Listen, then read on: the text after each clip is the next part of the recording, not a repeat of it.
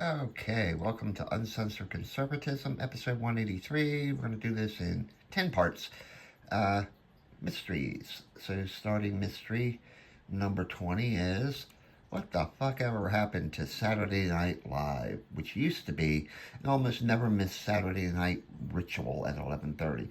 So, part of the problem may be the TikTok phenomena, where we tend to scroll to the next reel if we aren't in hysterical laughter within 10 seconds. But that doesn't wholly explain the fact that SNL is, by and large, just not funny anymore. So the show has been on the air for 50 years now, so longevity may be a problem.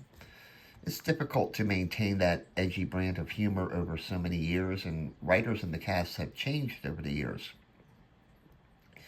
Maybe it's the political humor or lack of humor that has led to its demise.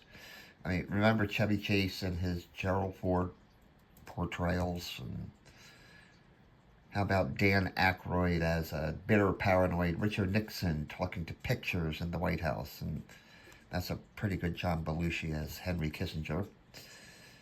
Dana Carvey as Bush, or even Phil Hartman as Bill Clinton on a jog and stopping at a McDonald's.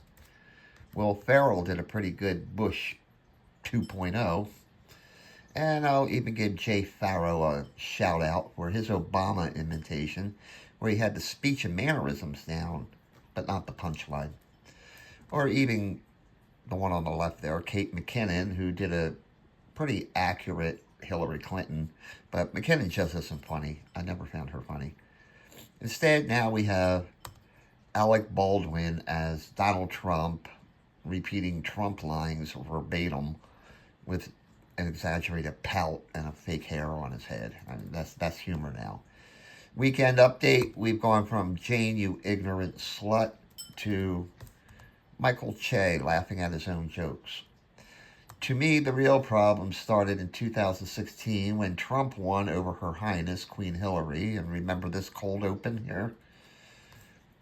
Kate McKinnon at a piano singing that, I can't stand this song, Hallelujah, with pictures of Hillary projected. And that's the problem right there. Saturday Night Live became an echo chamber for the left, and the liberal clapping seals in the live audience let you know to laugh also. This guy confirmed my suspicions about that when he says that was the turning point for him. Now, TV experts will tell you that SNL continues to get good late night ratings, and that's why NBC keeps it around.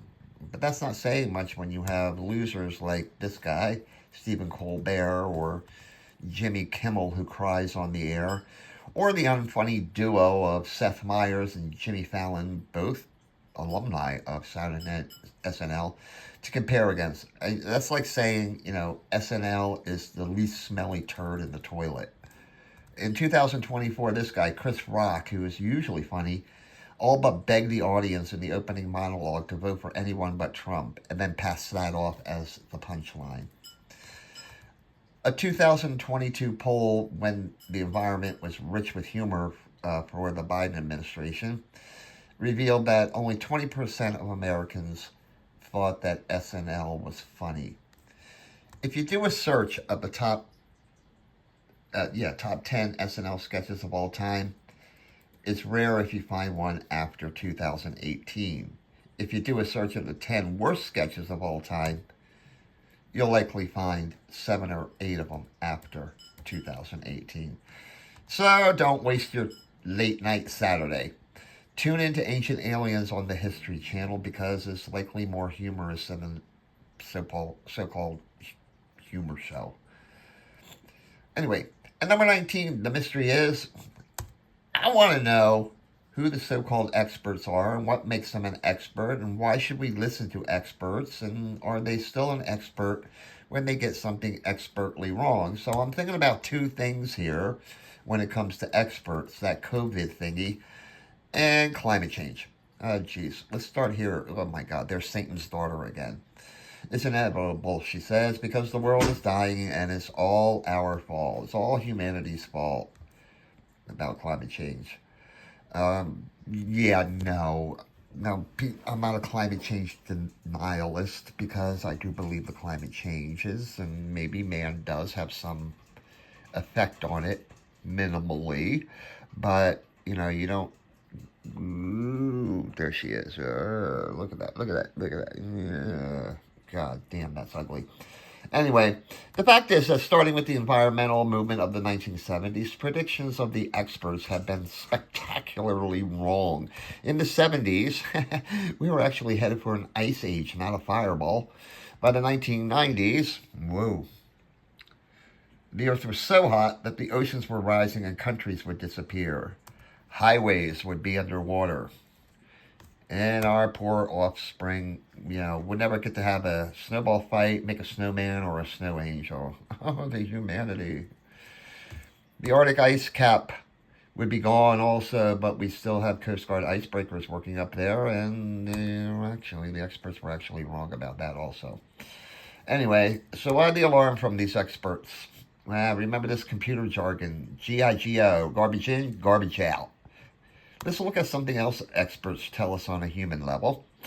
Way back when, homosexuality was considered a mental disorder in the Bible of Psychology, DSM, or the Diagnostic and Statistical Manual. Now, leaving aside the morality of homosexuality, the purpose of sexual relations is the procreation of life, and two gay people cannot conceive. Hence, gays having sex could be seen as a disorder. But something changed, not the experts, but political pressure on the experts to change their views. What happened? They created something called ego-dystonic homosexuality. It's only a disorder if you're uncomfortable with your homosexuality. It should have just been called gay anxiety, or homosexual anxiety, or homosexuality with anxiety. COVID-19. What did the experts tell us? Wear a mask. Maintain a distance of 6 feet. That 6-foot thing, this guy pushed it and then later admitted to Congress that it just seemed to come out of nowhere. The lockdowns. You know where that came from? A study of fucking Spanish flu with data a century old. What did the data about COVID show us? Well, the elderly and those with immune deficiencies were more likely to experience negative effects like hospitalization or death, and that healthy children were the least likely to develop COVID. What were the solutions? Lock the elderly in nursing homes and close the schools. And it all started with this clown, Neil Ferguson, an expert, and his computerized predictive model that had, when people examined it, way too many flaws. So we hunkered down to stop the spread as Ferguson suggested. So did Ferguson, by the way. And the isolated Neil Ferguson got COVID. So I guess the joke was on him. When the experts were proven wrong, the same experts came in with, well, it was something new and we did the best with the data we had at the time. Now you were working on data from a century ago. So I'm no expert at math, and I'm given a complex problem like this kid. I'm more apt to ask a mathematician than a dentist to solve the problem. Conversely, I'm not going to ask a math whiz to take care of my teeth either. But the problem with experts, in my opinion, is that when we go from the more personal to the more global, the greater the skepticism we should employ.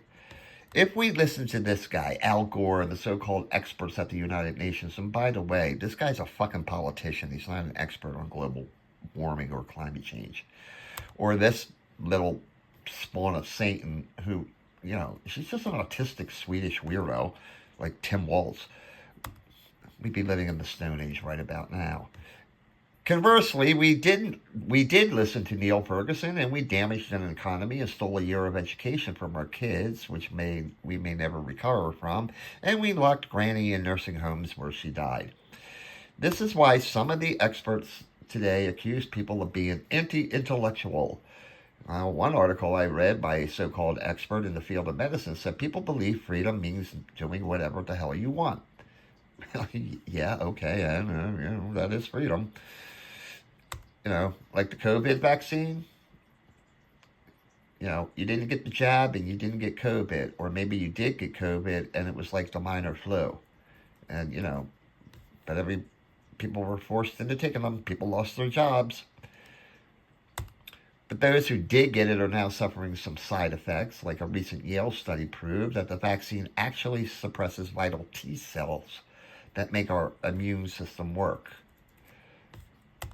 Not to mention the many who lost their jobs because they refused the vaccine mandate for whatever reason.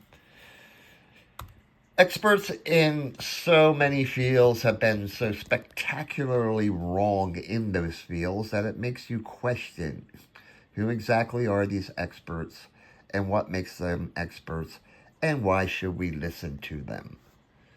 I mean, is it the number of indecipherable journal articles they publish? Is it the presence of a doctorate degree? There are a lot of doctorates out there who believe we have more than two sexes. What makes a person an expert? And should we really listen to these people? And that's it for today. Join me on Monday for part 2 when I'll tackle the questions: who killed John Benet Ramsey? And why does California have a water problem? And that's it. Thanks. Have a great day. More pleasant tomorrow.